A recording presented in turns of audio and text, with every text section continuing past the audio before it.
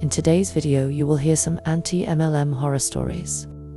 If you like my content, do like and subscribe. I am creating content to try to raise funds for my dad's treatment. So if you want to support his ongoing battle, the GoFundme link is in the description section below.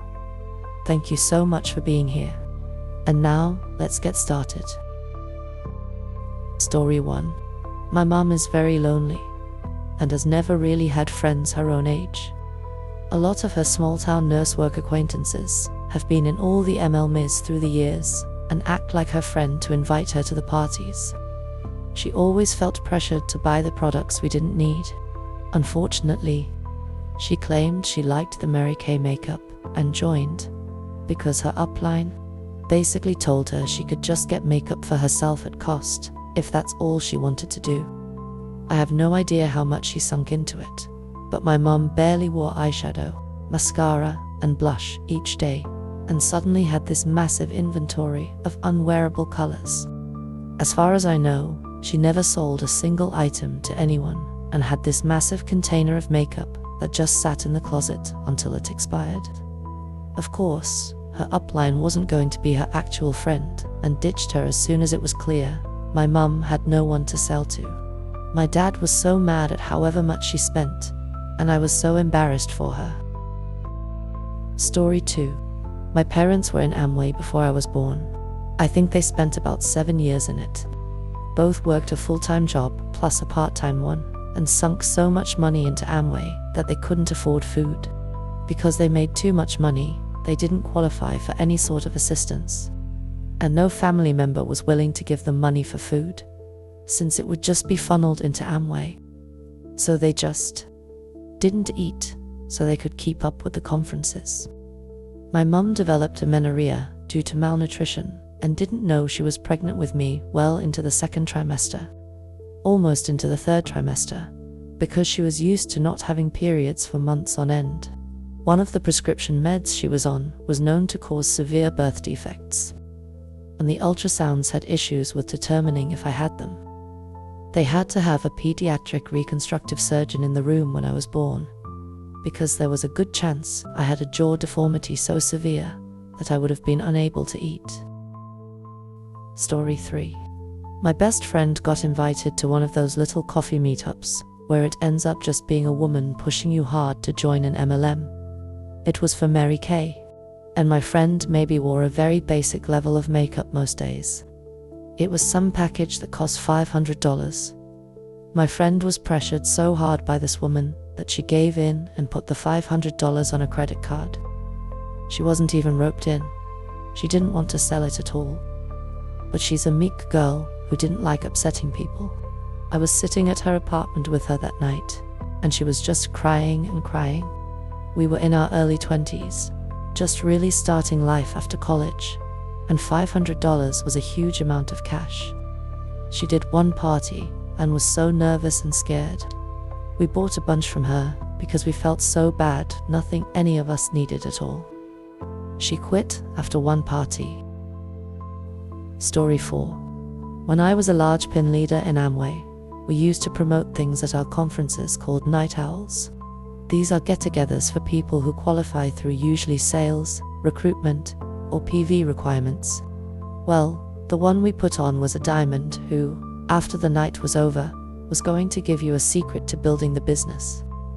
But to get into said night owl, the requirement was to be 2,500 PV or above. That's $7,500 in product, either sold through your team or in your personal circle. Long story short, one of my downlines, who was only at 300 PV, decided that it was a smart business decision to buy 2,200 PV, or $6,600 worth of product by himself. To get into the night owl, I told him not to do it, and he did it anyway. The worst part is that the diamond got on stage, gave a quick story about overcoming adversity, and 15 minutes later left the stage because he had a headache. I got to watch my downline cry himself to sleep as he realized he spent his life savings on a scam. He did quit a few months afterward, luckily. Story 5. My sister-in-law legitimately cannot stop falling for MLMs. We don't understand it. But if there's an MLM out there, she's definitely fallen for it. Her husband makes a good 6-figure income and supports them single-handedly. They share a bank account, and one day, my brother-in-law noticed a charge that wiped out everything they had saved for a house, plus part of their current rent, to a company called Unfamiliar with the company, he assumed it was fraud and started calling around frantically. To his shock, he discovered that his wife had purchased $33,000 worth of products from an MLM that sells pearls. Seriously, who in the jewelry world has had any interest in pearls in the last 2 decades? She told him that she could turn around and sell the pearls to a pawn shop for $50,000 or make more selling them at pearl parties. Desperate, he visited the pawn shop to see what they would offer for the pearls. Fully aware that his wife was making poor financial decisions, he learned they could give him $4,000 for the pearls after bartering up from $2,800. Overwhelmed, he left without the pearls, unsure of what to do next. With their savings depleted, he could no longer pay the rent for the month, and he returned home to find his wife completely oblivious to why he was upset, pinning the entire situation on him. All the while, he was just trying to figure out how to feed their kids and keep a roof over their heads. They would have been homeless had it not been for a family member passing away and leaving him a substantial sum. Now, he no longer gives her access to the bank account. Instead, he provides her with a stipend. He has put up with way too much from a woman who is a disappointment on every level. Story 6. Amway cost me the close relationship I had with my brother, because I decided to quit the business. We used to talk daily, sending each other inspirational videos, and spending countless hours on the phone or in the car, discussing ways to increase my revenue. We traveled the country for conferences and attended countless night owl sessions. However, as I delved deeper into the business, I started to notice the flaws and see the red flags. Realizing this, I decided to back out before I got too deep or over my head. When I made that decision, it was as though I had the plague. My brother gradually stopped talking to me, and now we hardly ever speak. It's crazy to think that all the people who were in the business with me, those who claimed to be my ride or die, dropped me as soon as I quit. Because I became a dream stealer, I am now considered an outcast to those who were once so near and dear to my heart. Story 7. My high school's athletic trainer was beloved by everyone. He was a great dude. After I graduated from college and was looking for work before starting my career, he offered to get me an interview at his company. But he was very tight-lipped about the details, including the company's name and what they do. However, I was a broke new grad, and anything was better than continuing to be broke.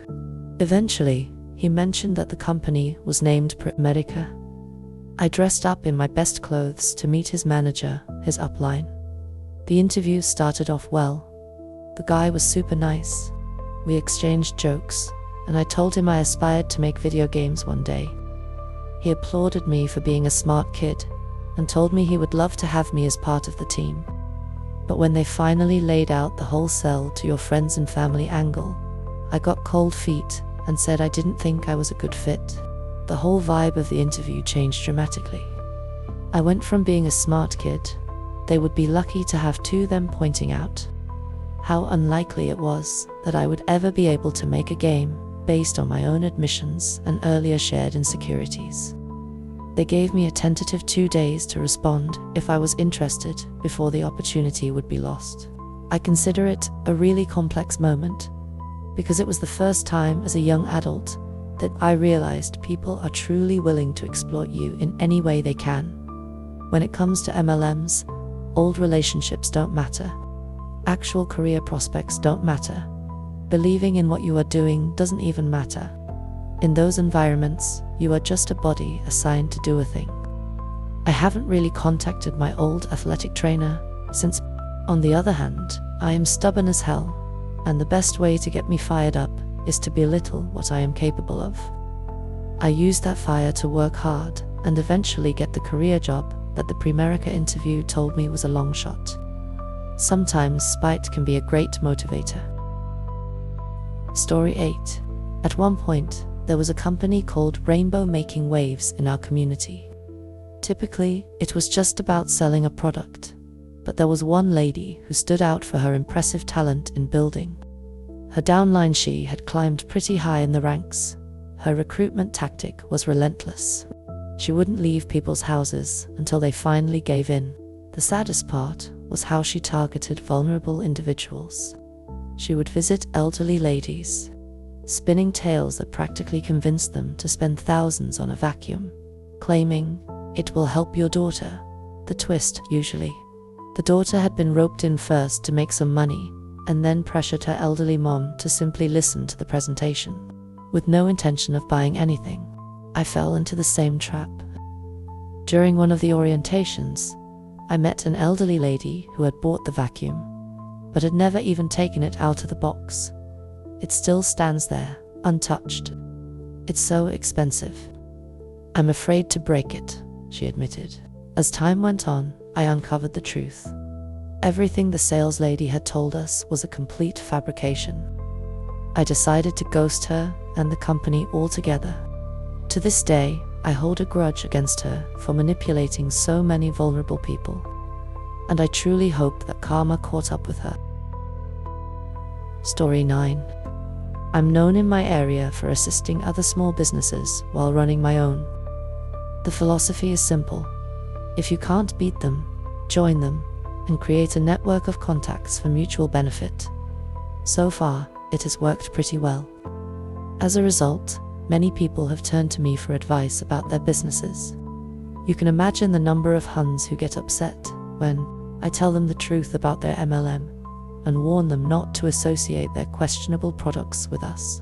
We understand the desire to make money, but the truth is, their products are subpar in every sense. We've worked hard to build client trust and don't want to jeopardize it with garbage and scams. One day, a former Hun approached me for advice. She had once made thousands and had become a top seller for 2 MLMs, raking in over $10,000 a month. But suddenly, she couldn't afford to pay her bills, buy food, or do anything except beg for cash while enduring constant abuse. I had heard countless sob stories before and never budged. But what caught my attention was her admission about the condition of her home. It was filled with garbage and junk from depression, and she was losing it to foreclosure. Cautiously, I decided to take a chance and asked if I could investigate her situation to see these conditions for myself. Even in an MLM, a business that suddenly loses money that fast usually indicates illegal activity without the person's knowledge or consent. To say the living conditions were deplorable would be a huge understatement.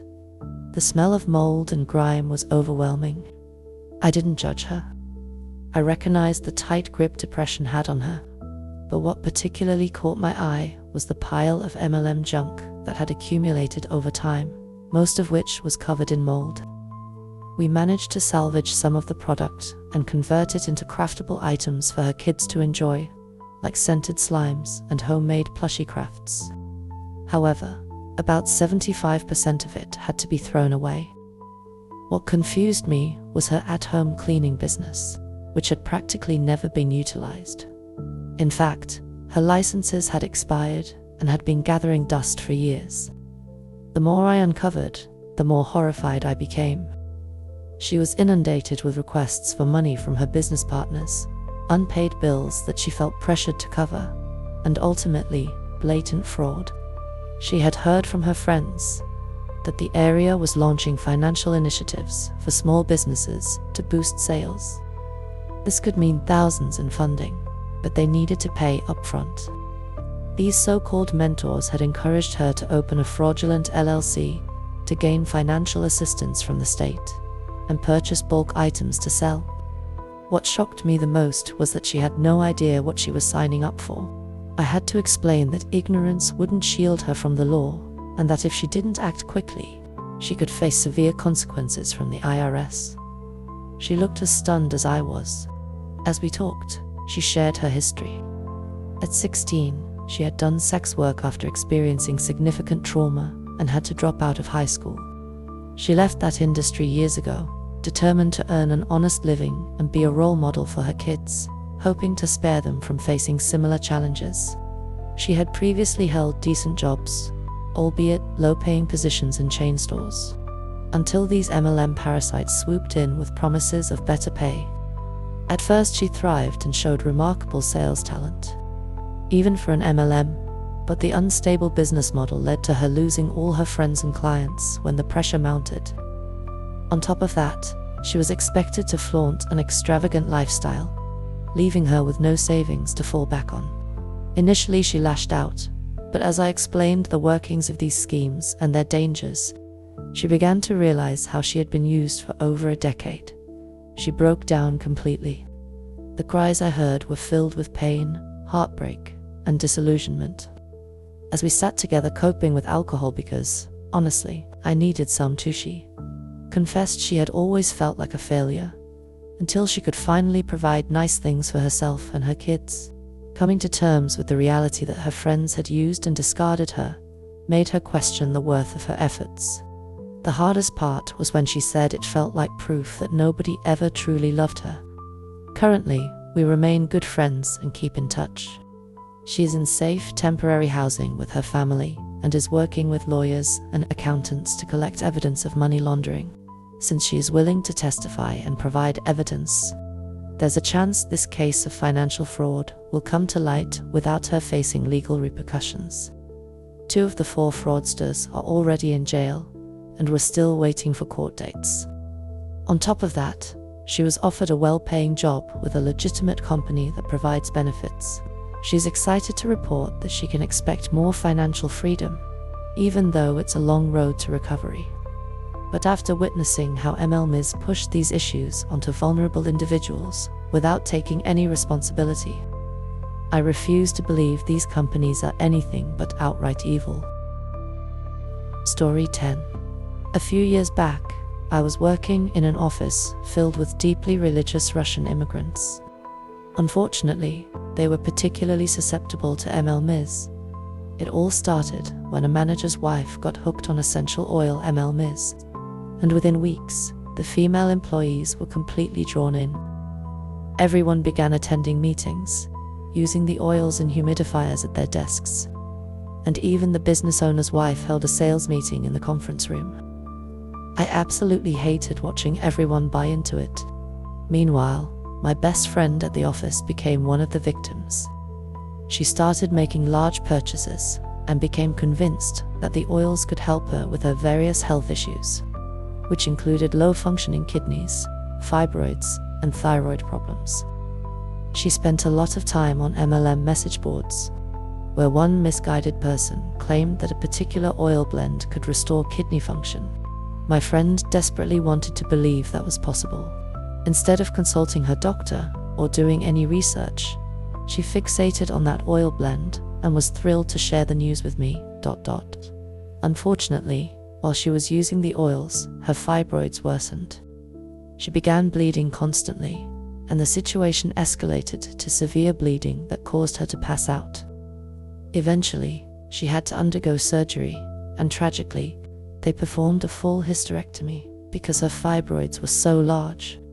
Her dream of having children was suddenly gone. It turned out that the oil blend consisted of concentrated oils from herbs traditionally used to induce abortions. Instead of helping her, the oils exacerbated her condition. It's impossible to say whether the surgery would have been unavoidable, even without the oils. But within a few months, the essential oil MLMs disappeared from the office. No one made any money, no one was cured. It was simply gone and no longer talked about. Story 11. Back in college, I attended an event where I stumbled upon a Mary Kay booth. I had always liked their satin hands kits, so I asked about purchasing one. The consultant didn't have any on hand, but she promised to deliver it to me. When she did, she managed to convince me to host a party in my dorm.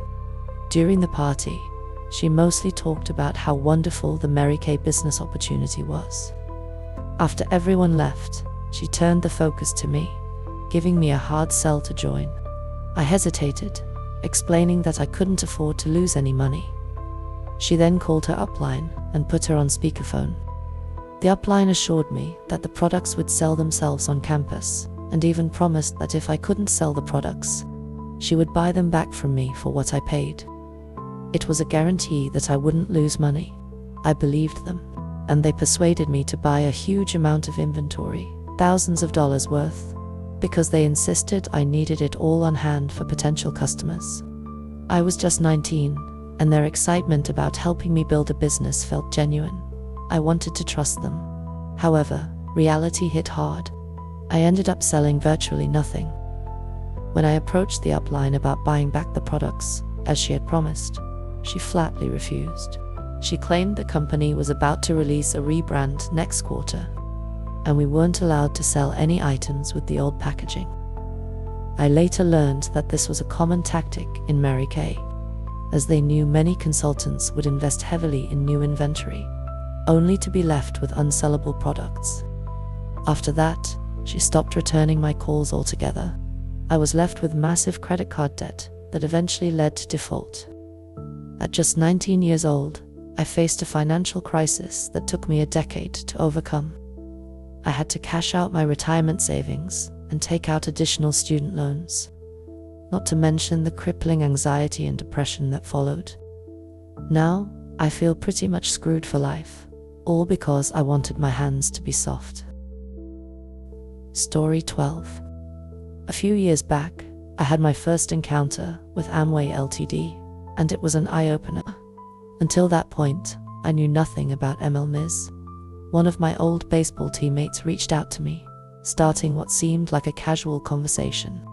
Before I knew it, he was pitching me the idea of joining this business. Intrigued and looking to make some extra cash, I decided to go for it. But here's the kicker. They didn't tell me much. I was invited to an event that promised to introduce me to a mentor who would help us escape the corporate world. I was all in, thinking this could be a great opportunity.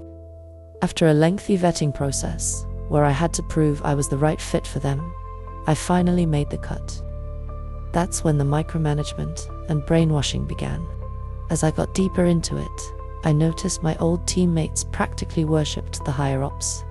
It felt strange, almost cult-like. Nothing overtly weird happened, but I couldn't shake the feeling that something was off. My relationship with my wife began to suffer, as I became increasingly obsessed with the business, forgetting about my family in the process. Thankfully, I never invested too much money since I was still new, but one day, it hit me hard. What am I doing? I was on the verge of ruining a 5-year relationship for people who didn't genuinely care about me, despite their claims. So, I made the decision to get out, and it felt liberating. I finally shed the immense weight of stress that had been weighing me down, all for something that was entirely unnecessary. To this day, I make it a point to help anyone who reaches out to me about MLMs. I listen for certain keywords and clues that hint at their situation. I've managed to help a few people escape that trap, but some are too far gone. Looking back, I realize I was vulnerable and completely manipulated. Story 13. When I was working my first job at a retail store, I had a conversation with another employee about my dream of becoming a photographer. His response caught me off guard. "Well, why aren't you?" He went on to imply that he could help me get trained and find a job in the field. Although he never said it outright, he hinted that there was a way for me to achieve my goal. I was young and naive, filled with excitement and hope. I thought, finally, this could be my chance to break into photography. So, I invited him and his wife to my grandparents' house for a meeting after work. When they started their pitch, I barely registered what they were saying. My stomach sank, and I felt a loud ringing in my ears as the reality of the situation hit me. It was an Amway presentation. My world crumbled around me. Luckily, my grandfather had been listening from the kitchen. Without missing a beat, he stepped in and exclaimed, "This is a pyramid scheme. Get out of my house." He called them out before they even had a chance to ask me to join. It was a moment of relief, but it also left me angry. These companies prey on naive young people who don't know any better, and it's infuriating to think about how easily I could have fallen into their trap. Story 14. Back around 2012, my town was swept up in the Zeek rewards craze. It was an MLM tied to a penny auction site. The premise was that by buying bids for the auction site and giving them away to bring in more participants, you'd share in the auction's revenue. Supposedly, the more bids people bought and used, the more money flowed back to those in the MLM. People were making big promises about earning up to 2% a day if you just kept rolling over your points. Naturally, that meant you'd watch your account rise, day after day at least on the screen. My in-laws were deep into it. They'd often talk about how one guy at the top of the local pyramid was pulling in $6,000 a week, and they were constantly nudging me to join. But I had my doubts. The whole thing seemed fishy. It was just numbers on a screen, and when I looked deeper online, I found others who'd already figured out it was a Ponzi scheme. Zeek wasn't bringing in nearly enough real revenue to support millions of people getting rich. Plus, they were flooding a couple of online classified sites with so many spammy ads that those sites became unusable. That's when I knew, if this was legit, why would they need to spam so much? I shared my concerns with my wife and my father-in-law, but he brushed them off with, "I don't think it's a Ponzi scheme. They kept recruiting people." And I remember sitting through one meeting where a guy left early saying, "If this thing is legit, then there'd be money falling from the trees." It was clear not everyone was buying it, but plenty of people in town were fully sold on the idea that they were all about to get rich. Then the day came when no one could log in to their Zeek accounts. The SEC had swooped in, shut down the offices, and exposed the entire scheme for what it was. $600 million Ponzi scheme. The guy who ran it had been assigning the daily ROI percentage out of thin air. He ended up in prison, along with a few others at the top, but the damage was done. Thousands of people, including my in-laws, lost a lot of money. Sure, they got some of it back when the company went into receivership, but not nearly enough to cover the losses. And after all that, my in-laws never even apologized for trying to rope me into the scam. But there is a small silver lining. After Zeek crashed and burned, MLMs and other get-rich-quick schemes haven't been as popular around here. Seems like people finally learned their lesson.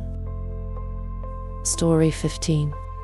My really good friend got sucked into itworks at a really vulnerable time in her life. She had just left a toxic and abusive relationship and was a newly single mum with 2 young boys, a 3-year-old and a 6-month-old. She needed flexibility because of the cost of childcare, and someone she knew from high school convinced her that itworks would solve her problems.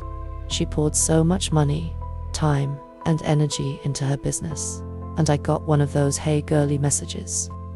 I told her straight up that I wasn't interested in buying any products, but I'd gladly help her apply for local jobs in case things didn't pan out with this MLM. She didn't take it well. She cut me off completely for about 6 months, dropped out of my wedding, and distanced herself from me entirely. That really hurt, because we'd been super close for years. I had taken her to many appointments for her second son, as her ex-husband was still causing problems, and I was even there for his birth, in case things escalated at the hospital. But over a weight loss scheme and some so-called skin products, she was willing to cut me out of her life. We reconnected a few years later, but our friendship was never the same. She admitted that she lost thousands of dollars she could have really used for her kids, and cut out many people who had been there for her. She regretted it, but the damage was done. MLMs are destructive. They prey on vulnerable people and ruin relationships. Also, a handful of people at the top can get rich. It's disgusting. That is all for today. If you have enjoyed this video, do like and subscribe, and let me know below of your thoughts. If you want to help in my dad's fundraiser, I would truly appreciate it. Hope you have an absolutely amazing day. You can also check my other videos on screen.